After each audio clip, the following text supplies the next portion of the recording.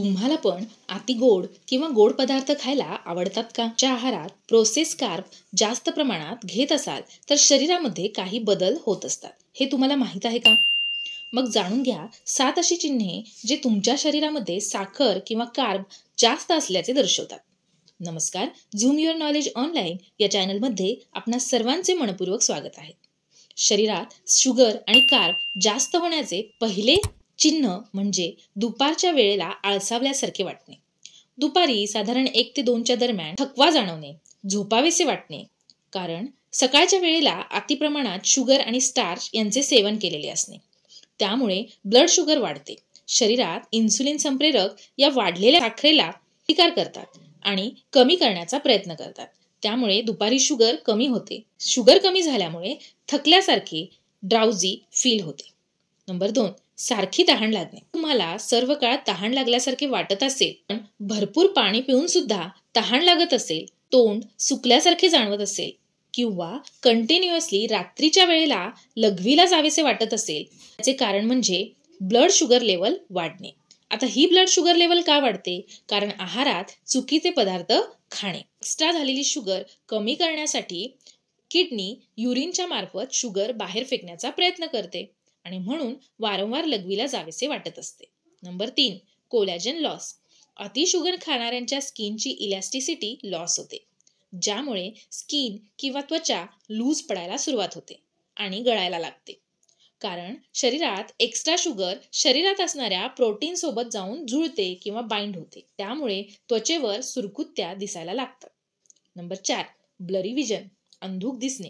जेव्हा रक्तामध्ये साखरेचे प्रमाण वाढते तेव्हा साखर रक्तवाहिन्यांमधून लीक किंवा गळायला लागते आणि डोळ्यांच्या लेन्समध्ये जाते. त्यामुळे लेन्समध्ये पाण्यासारखी गोष्ट तयार होते, ज्यामुळे लेन्सचा शेप आणि आकार चेंज होतो. त्यामुळे अंधुक दिसायला लागते. नंबर 5, रेड गम्स किंवा हिरड्यांमधून रक्तस्राव होणे. जेव्हा तुम्ही रिफाईन शुगर आणि प्रोसेस कार्बोहायड्रेट जास्त प्रमाणात खाता, जसे की ब्रेड, सिरियल्स, पास्ता इत्यादी, यामुळे इन्सुलिन शरीरामध्ये वाढते. त्यामुळे शुगर शरीराच्या सेलमध्ये एंटर करायला सुरुवात करतात. अनफॉर्च्युनेटली एक्स्ट्राची जी शुगर आहे ती व्हिटॅमिन सी ला ब्लॉक करते.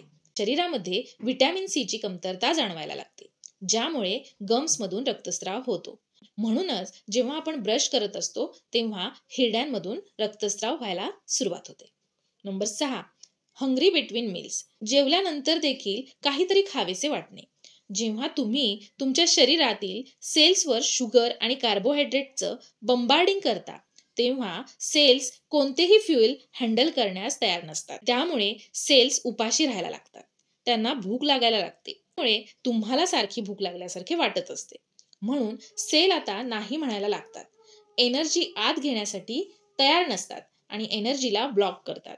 आता ही एनर्जी लॉस झाल्यामुळे तुम्हाला वारंवार सारखी भूक लागत असते. Number 7, sweet craving. जेवल्यानंतर सुद्धा काही लोकांना खूप गोड खाण्याची इच्छा होते. आता हे सुद्धा इन्सुलिन रेजिस्टन्समुळे झाल्याचं दिसतं. कारण शरीरामध्ये असणाऱ्या पेशी किंवा सेल्स बर्नआउट झालेले असतात, जळालेले असतात. त्यांना आता इनफ फ्युएल किंवा इंधन मिळत नसते. त्यामुळेच सारखे गोड खावेसे वाटत असते. आता यावर उपाय काय करायचा? स्लीप आणि स्ट्रेस मॅनेजमेंट करणं फार महत्वाचं आहे. त्याकरता योगा, मेडिटेशन, एक्सरसाइज यासारख्या गोष्टींचा अवलंब रोजच्या दिनचर्येमध्ये करणे खूप महत्वाचे आहे. Number 2, diet management. साखर म्हणजे शुगर आणि कार्ब्स यांना कट डाऊन करणं खूप महत्वाचं आहे. त्याकरिता carbonated water, pizza, burger, fast food यासारखे पदार्थ टाळणे फार गरजेचे आहे. त्याचप्रमाणे आहारामध्ये अँटी डायबेटिक स्पायसेसचा अवश्य समावेश करावा. त्यामध्ये आले, दालचिनी, मेथीच्या बिया यासारख्या स्पायसेसचा अवश्य समावेश करावा. यामुळे इन्सुलिन लेवल मेंटेन राहण्यास मदत होते आणि ब्लड शुगर मेंटेन राहते. त्याचप्रमाणे आहारामध्ये व्हिटॅमिन बी चा समावेश करणे फार गरजेचे आहे, ज्यामुळं सारखी जी भूक लागते, वारंवार जी भूक लागते, ती भूक न लागण्यास मदत होते. त्याचप्रमाणे आहारामध्ये इलेक्ट्रोलाइट्स म्हणजे पोटॅशियम, मॅग्नेशियम यासारख्या गोष्टी आहारामध्ये घेणे खूप महत्वाचे आहे आणि त्याकरता सॅलाड, ग्रीन लिफी व्हेजिटेबल्स यासारखे पदार्थ आहारामध्ये समाविष्ट केले पाहिजे. सनफ्लॉवर सीड्स ज्यामध्ये व्हिटॅमिन बी जास्त प्रमाणात असते, असे पदार्थ देखील आहारामध्ये घेतल्यास भूक कमी लागण्यास मदत होते. ऑलिव्ह ऑइल ज्यामध्ये ओमेगा 3 फॅटी ऍसिड्स जास्त प्रमाणात असते, त्याच्याने देखील इन्सुलिन आणि डायबिटीज मेंटेन होण्यास मदत होते. हे होते काही उपाय वाढलेल्या शुगरला कंट्रोलमध्ये करण्यासाठी आपण रोजच्या आयुष्यामध्ये अवलंबू शकतो. आय होप तुम्हाला हा व्हिडिओ इन्फॉर्मेटिव्ह वाटला असेल. व्हिडिओ थोडा देखील इन्फॉर्मेटिव्ह वाटला असेल तर व्हिडिओला लाईक आणि चॅनलला सबस्क्राईब करायला अजिबात विसरू नका. व्हिडिओ बघितल्याबद्दल धन्यवाद.